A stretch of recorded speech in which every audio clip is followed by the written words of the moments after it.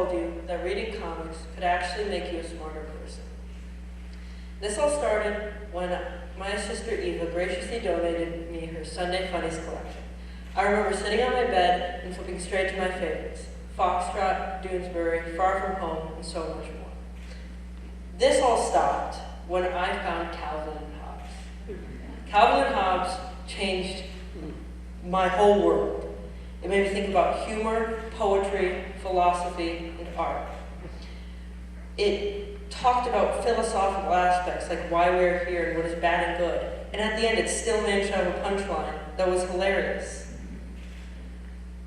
And after that, I started begging my parents for more of these comics until I had memorized every single panel and could quote from the comics.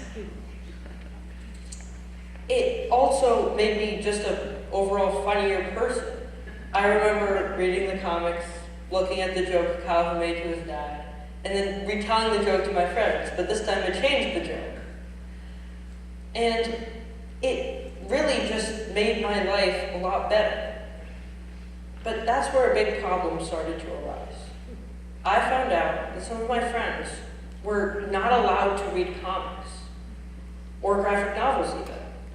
They were forced by parents and teachers to only read chapter books and novels. And I found this quite ridiculous, because these parents and teachers thought that these comics would make you less intelligent, juvenile, maybe even violent. But what I thought was the only difference a comic has from any other book was that it had pictures. And in reality, that actually makes a comic sometimes even better than any other book. And the reason for this is because when you see a picture alongside a word, it will make the story more complete, and it will make it from an original perspective you haven't seen before. Not only this, but it will make you remember what you read more.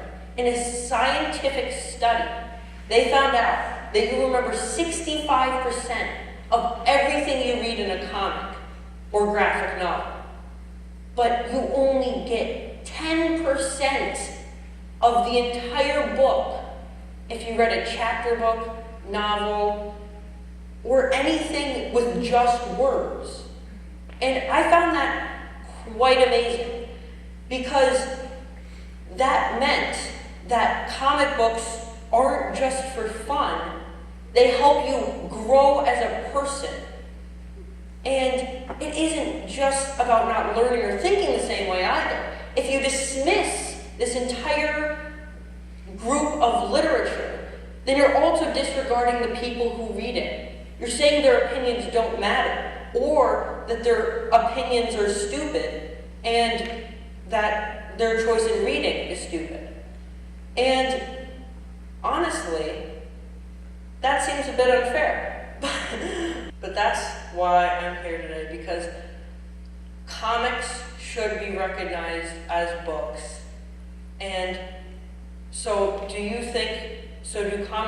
are comics real books? I think you know the answer.